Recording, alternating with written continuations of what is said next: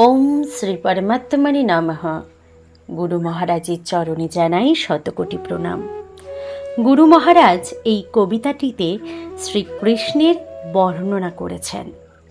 বামিতে একটু হেলানো মাথার ময়ূরপুচ্ছ, মুখে মৃদু হাসি, চিকন চুল, চোখ দুটি প্রেম ভরাপন্ন, মুক্ত রাশির মতো দাঁতকলি, বুকে ভৃগু পদচিহ্ন, গলায় বনফুল, চরণে নূপুর, ইত্যাদি ইত্যাদি। কবিতার মধ্যে যা সুন্দর করে গুরু মহারাজ ফুটিয়ে তুলেছেন। শুরু করছি পরমহংস জ্ঞানানন্দ মহারাজ রচিত গিরিনির্ঝর কাব্যগ্রন্থের অন্তর্গত প্রথম খণ্ডের রস্যই বিভাগের 10ম কবিতা ঈষৎ বামেতে বাঁকা।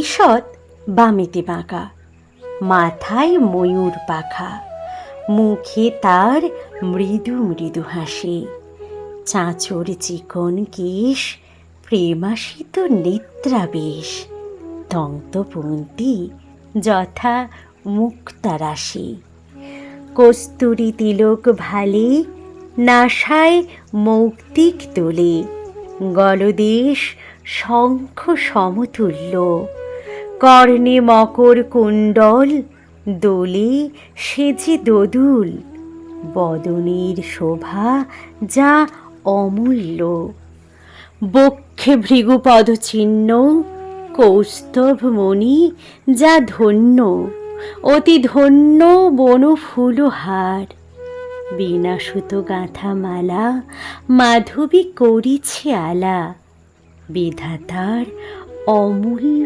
উপহার, করতলে ধৃত বেণু, অঙ্গুলি সঞ্চারে কানু, বেণুর কি তপস্যার ফলে, যেথা যায় বেণু লয়ে, অমৃত লহরী ঝরে, সপ্তস্বরে কিনা জাদু ঢালে, চন্দ্রহার কোটি তটে, পীতাম্বর পরিবটে, নাভি মণিপুরে মণ্ডল, চরণে নূপুর বাজে, রুনু ঝুনু লাগিলা কাজে, টেনে আনে ধরি মহাবল, নবমেঘ ঘন শ্যাম সে যে নয়নাভিরাম, গোপীদের কানু যেন প্রাণ, প্রেমময় ভাবাবেশে সবে আসি তার পাশে,